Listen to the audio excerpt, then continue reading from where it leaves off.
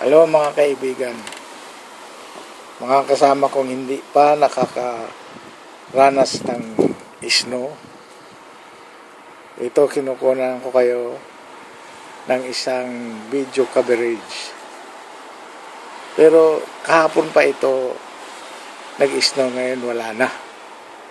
Kaya nakikita ninyo kung gaano kapal. Dito ito sa harap ng bahay ng anak ko.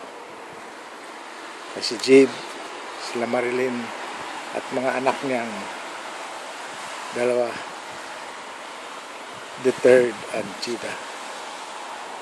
Yan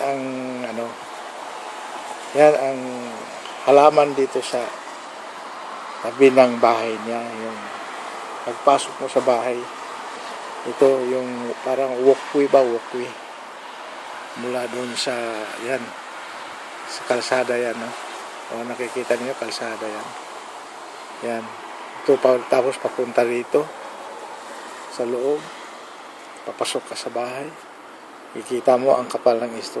Mamaya aanuhin ko na naman yan, papalahin ko naman yan para mawala yung snow, kasi delikado rin kasi yan pagka mayroong madulas, i-demanda ka pa. Ito hanggang doon, makakita rin yung mga halaman, wala na, nababaon na sa snow. Ito isa, malaking ito, ano bang tawag ito, parang Christmas tree yun, kala mo maliit pero malaki na yan.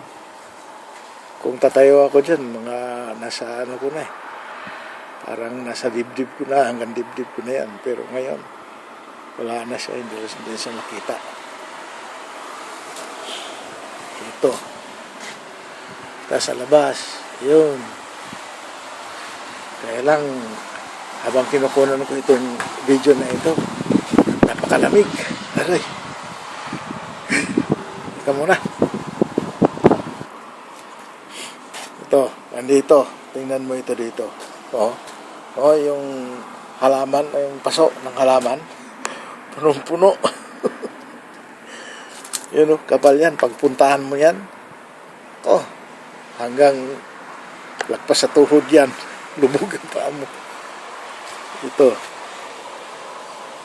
Yan, yung nakita ninyo yung parang box. Ganyan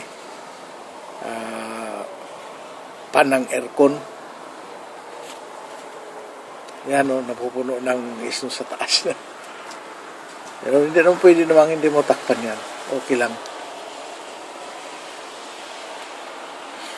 Yan, ang pinto ng papunta doon sa backyard ng bahay nila. Ito. Hindi na nga masara dahil sa kahapon kasi may ginagawa kaming papasok dyan, may kinukuha. Kaya yun. Yan, yan, kalsada, doon sa kabila, yan. Tapos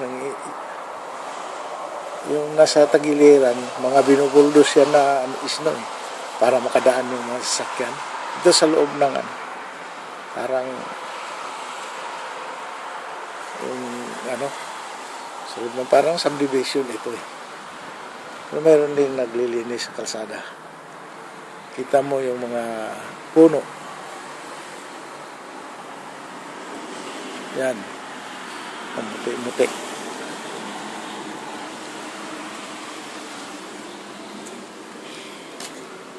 Doon sa malayo.